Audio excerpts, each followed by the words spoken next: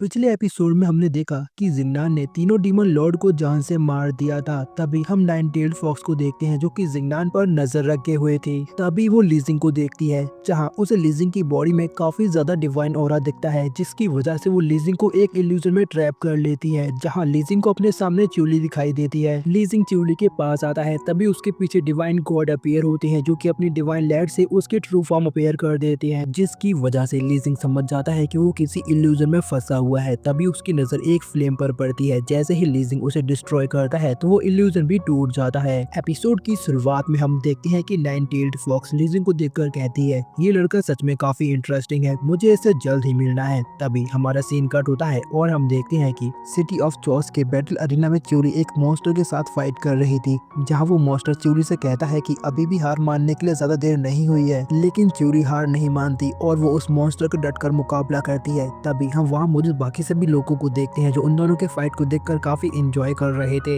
तभी हम दो लोगों को देखते हैं जो च्यूली को देखकर कह रहे थे, ये लड़की काफी ज्यादा बहादुर है, वरना ली सेंग और डोंगमिंग के अलावा इस मॉन्स्टर का इतनी देर तक मुकाबला किसी ने भी नहीं किया है। ये वही दोनों है जो मूचैन का पीछा करते हुए जिंगनान को जंगल में मिले थे। तभी हम उस मॉन्स्टर को देखते हैं जो अपने हैमर को घुमाते हुए च्यूली की तरफ फेंकता है। ये देखकर च्यूली अपने गदा से उसके अटैक को ब्लॉक करती है, लेकिन तभी च्यूली का गदा मॉन्स्टर के हैमर के साथ चिपक जाता है, जो देखकर मॉन्स्टर हंसते हुए कहता है, ये मेरे हैमर की एब्जॉर्बिंग स्किल है। एक बार जब ये एक्टिवेट होती है तो ये अपने अपोनेंट के वेपन को एब्जॉर्ब कर लेती है और खुद को स्ट्रॉन्ग बनाती है। इसीलिए अब जल्द ही ये तुम्हारे वेपन को भी एब्जॉर्ब कर लेगी। उसके बाद मैं देखूंगा कि तुम मेरे साथ मुकाबला कैसे करोगी। तभी हम देखते हैं कि च्यूली अपने वेपन को जोर से खींचती है, जिसकी वजह से वो मॉन्स्टर भी आगे खिसकने लगता है। च्यूली की स्ट्रेंथ देखकर वहाँ मौजूद सभी डीमंस उसे चीयर करने लगते हैं। तभी हम देखते हैं कि च्यूली उस मॉन्स्टर को घुमाते हुए दूर फेंक देती है, जिसकी वजह से वो मॉन्स्टर दीवार से टकराता है और जमीन पर गिरकर बेहोश हो जाता है। ये देखकर वहाँ मौजूद कुछ डीमंस कहते हैं कि आखिर इस लड़की ने उसे कैसे हराया। ये लड़की तो सेकंड लेवल पर है जबकि वो मॉन्स्टर फोर्थ लेवल पर था। उन दोनों की बात सुनकर तीसरा डीमन कहता है कि इस लड़की की बॉडी में सुपर ह्यूमन स्ट्रेंथ है, जिसकी वजह से ये लड़की अपने लेवल वालों के मुकाबले ज्यादा ताकतवर है। तभी हम देखते हैं कि च्यूली बैटल अरीना के सेंटर में अपने वेपन से हमला करती है, जिसकी वजह से वो पूरा बैटल अरीना हिलने लगता है। तभी वो लीजिंग के बारे में सोचकर उदास हो जाती है और कहती है कि अब तक मैंने जितना हो सके उतना अपनी बेमिंग मार्शल आर्ट को इनहेंस किया है, जिसकी वजह से मैंने अब तक यहाँ सरवाइव कर पाया है। लेकिन यहाँ कई सारे स्ट्रॉन्ग मॉन्स्टर्स हैं, मुझे नहीं पता कि मैं यहाँ पर कब तक टिक पाऊंगी। वो कहती है कि लीजिंग तुम कहाँ हो, जल्दी मेरे पास आ जाओ। इसके बाद हम जिंगनान को देखते हैं जो उन तीनों डीमंस को मारकर डेड एंड के ऊपर से गुजर रहा था, लेकिन तभी कोई उसका रास्ता रोक लेता है, जो देखकर जिंगनान कहता है, तुम कौन हो, मेरे सामने आओ। तभी जिंगनान के सामने तीन डीमन आते हैं जो कि जिंगनान को बताते हैं कि हम तीनों उन्हीं तीनों डीमन लॉर्ड के सबऑर्डिनेट्स हैं जिन्हें तुमने धोखे से मारा है। वो कहते हैं कि हम तुम्हें मारकर अपनी मास्टर की मौत का बदला लेंगे। जो सुनकर जिंगनान उन तीनों का लेवल चेक करता है जो कि जिंगनान के मुकाबले काफी ज्यादा कम था। तभी हम वहाँ कुछ और डीमंस को देखते हैं जो छुपकर उन तीनों को देख रहे थे। तभी क्रू डीमन कहती है कि मुझे नहीं पता तुमने हमारे मास्टर को किस तरह मारा, लेकिन मुझे यकीन है कि तुम इतने कैपेबल नहीं हो सकते कि तुम हमारे मास्टर का सामना कर सको।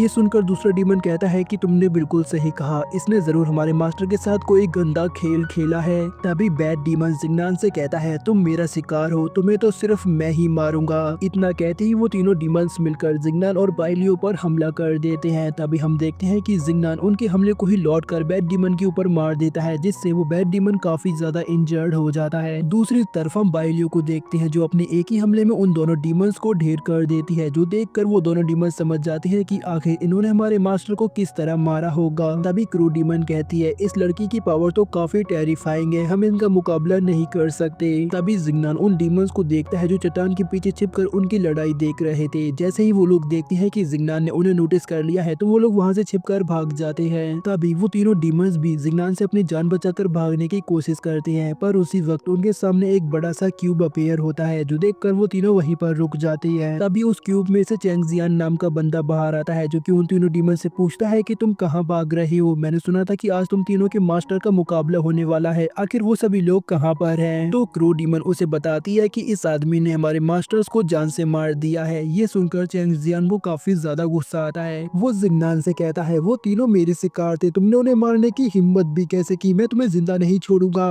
तभी जिंगनान चैंग जियांग के बारे में अपने सिस्टम पर चेक करता है तो उसे पता चलता है कि Chang Jiang blood demon clan से ही बिलोंग करता है। ये देखकर जिंगनान चैंग जियांग से कहता है कि तुम्हें मेरे सामने झुककर मुझे ग्रीट करना चाहिए। लेकिन चंग जियांग को जिन्नान की बात पर भरोसा नहीं था। वो कहता है कि कुछ भी बकवास मत करो, मुझे यकीन नहीं कि तुम ब्लड डिमन क्लैन के मास्टर बन सकते हो। ये सुनकर जिंगनान कहता है कि अगर तुम चाहो तो मुझे आजमा सकते हो। जिंगनान की बात सुनकर चंग जियांग मुस्कुराता है और उन तीनों डीमन को चुटकी बजाते ही मार देता है। जिसके बाद वो अपने ब्लडी लोटस को समन करते हुए जिंगनान से कहता है कि अगली तुम्हारी बारी है। अभी डेविल जिंगनान के सामने आता है और वो उसे बताता है कि इस ब्लडी लोटस में 10,000 स्पिरिचुअल नीडल्स हैं, जो अगर किसी कल्टिवेटर को लग जाए तो वो उसे मारने के लिए काफी है। ये सुनकर जिंगनान डेविल से पूछता है, तुम्हें क्या लगता है, क्या मैं इससे हार जाऊंगा? तो डेविल कहता है बिल्कुल नहीं, क्योंकि इसने अभी तक इसे पूरी तरह इस्तेमाल करना नहीं सीखा है। तभी हम देखते हैं कि चेंग जियांग जिंगनान पर अपने ब्लडी लोटस से हमला कर देता है, जो देखकर जिंगनान अपनी स्वॉर्ड का इस्तेमाल करके उसके नीडल्स को डॉज करते हुए उसके पास जाता है। लेकिन वो जिंगनान को अपने नजदीक नहीं आने देता और वो उस पर और भी ज्यादा नीडल्स के साथ हमला करना शुरू कर देता है, जिसकी वजह से जिंगनान को उन नीडल्स का सामना करने में थोड़ी तकलीफ होने लगती है। तभी जिंगनान की नजर बनी गर्ल पर पड़ती है, जो वहीं पर छिपी हुई थी।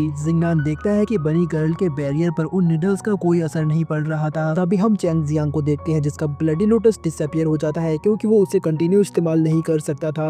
ये देखकर जिंगनान अपनी 4 स्पिरिट क्रिएट करके उस पर हमला करने जाता है, लेकिन तभी वो दोबारा ब्लडी लोटस का इस्तेमाल करता है, जिसकी वजह से जिंगनान की सभी स्पिरिट खत्म हो जाती है। वो आदमी जिंगनान से कहता है कि मैं मानता हूँ तुम ताकतवर हो, मैं भी तोंगलू चुआन में अपने ब्लड डीमन क्लैन को दोबारा रिवाइव करने के लिए प्रैक्टिस करने आया था, ताकि मैं अपने क्लैन की सबसे ताकतवर टेक्निक ब्लडी लोटस को पूरी तरह सीख सकूं। लेकिन तुमने बीच में आकर मेरा पूरा प्लान बेकार कर दिया, क्योंकि मैं उन तीनों को मारकर अपने ब्लडी लोटस को पूरी तरह सीखना चाहता था, पर अब मैं इसका इस्तेमाल तुम्हारे ऊपर करूंगा। जो कहते ही वो जिंगनान पर दोबारा हमला कर देता है, लेकिन तभी जिंगनान बनी गर्ल के बैरियर में चला जाता है, जिसकी वजह से उसकी नीडल्स अब जिंगनान पर काम नहीं करती। तभी जिंगनान बनी गर्ल से कहता है, मुझे तुम पर पहले से ही शक था कि तुम कोई अबला नारी नहीं हो। वो बनी गर्ल से कहता है, तुम मेरी मदद करो, बदले में मैं तुम्हारी इच्छा पूरी करूंगा। ये सुनकर बनी गर्ल अपने बैरियर को बड़ा करती है, जिसका फायदा उठाकर जिंगनान उस पर अपने फुल मून से अटैक करता है, जो कि उस आदमी के ब्लडी लोटस को नलीफाई करके उसे इंजर्ड कर देता है। लेकिन इसके बाद भी वो जिंगनान पर अपने ब्लडी क्यूब से हमला करता है, पर जिंगनान उसे अपनी स्वॉर्ड से ही रोक लेता है, जिसके बाद वो छोटा हो जाता है। जिंगनान उसे अपने हाथ में लेकर कहता है, ये तो बिल्कुल रूबिक्स क्यूब की तरह लगता है, और वो कहता है कि मेरे ख्याल से मैं इसे सॉल्व कर सकता हूँ। जो सुनकर चेंग जियांग कहता है कि कुछ भी बकवास मत करो, मैंने इसे सॉल्व करना सीखने में पूरे 300 साल लगा दिए, उसके बाद भी मैं इसे केवल एक तरफ से ही सॉल्व कर पाता हूँ, और तुम बोल रहे हो कि तुम इसे सॉल्व कर दोगे। तभी हम देखते हैं कि जिंगनान उस क्यूब को 3 मिनट में सॉल्व करके चेंग जियांग के 300 सालों की मेहनत पर मूद देता है, जो देखकर चेंग जियांग हैरान होते हुए कहता है, तुमने ये कैसे किया? तो जिंगनान कहता है, ये तो बहुत आसान था और मैं तुम्हें भी ये सिखा सकता हूँ। जिसके बाद वो चेंग जियांग को दोबारा क्यूब सॉल्व करके दिखाता है, लेकिन चेंग जियांग को कुछ भी समझ नहीं आता।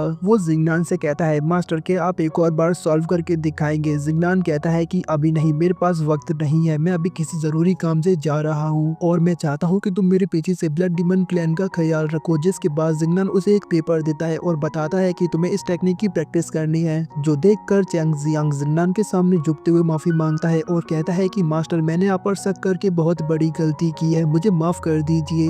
तभी चेंग जियांग वहाँ अपने सबऑर्डिनेट्स को समन करता है, जो कि वहाँ आने के साथ ही जिंगनान को ग्रीट करते हैं। जिंगनान उन्हें मिस जोई की तस्वीर देते हुए कहता है कि जल्दी से सिटी ऑफ चॉस में जाओ और वहाँ मेरे लिए मिस जोई की तलाश करो। अगर तुम्हें वहाँ मिस जोई की कोई भी जानकारी मिले तो तुरंत मुझे आकर रिपोर्ट करना। तभी बनी गर्ल जिंगनान के पास आती है और वो कहती है, तुम्हें अपना वादा याद तो है ना? जिंगनान कहता है, फिक्र मत करो, मुझे सब याद है, तुम मेरे साथ रहकर मुझे सर्व करना चाहती हो, यही बात है ना? ये सुनकर बनी गर्ल मुस्कुराने लगती है। तभी जिंगनान बाइलियो से कहता है, जरा इसे सारे काम समझा दो कि इसे हमारे साथ क्या क्या करना है। बाइलियो बनी गर्ल से कहती है, मास्टर के साथ रहना बिल्कुल भी आसान काम नहीं है, तुम्हें उनके लिए रोज चाय बनानी है, उनका बेड बनाना है, उन्हें पानी गर्म करके देना है, उनके हाथ दबाने हैं, उनके पैर दबाने हैं, उनकी मसाज करनी है, उनके लिए खाना बनाना है और ऐसे ही बहुत सारे काम। ये सब सुनकर बनी गर्ल को चक्कर आने लगते हैं। तभी हमारा सीन कट होता है और हम लीजिंग को देखते हैं, जो डार्क फॉरेस्ट से निकलकर सिटी ऑफ चॉस की तरफ आगे बढ़ रहा था। लेकिन तभी नाइन टेल्ड फॉक्स दोबारा उसे इल्यूजन में कैद करने की कोशिश करती है। उसे देखकर लीजिंग उसका मुकाबला करने की कोशिश करता है, पर तभी हम देखते हैं कि लीजिंग उसके इल्यूजन में कैद हो जाता है, पर इस बार लीजिंग उसके इल्यूजन में बैठकर ही कल्टिवेट करना शुरू कर देता है। नाइन टेल्ड फॉक्स उसके पास आती है और वो उसे सेड्यूस करने की कोशिश करती है, लेकिन लीजिंग अपनी कल्टिवेशन से नहीं जागता। तभी अचानक लीजिंग की बॉडी से काफी ज्यादा ऑरा रिलीज होता है, जो कि नाइन टेल्ड फॉक्स को दूर फेंक देता है और हमारा ये एपिसोड यहीं पर खत्म हो जाता है।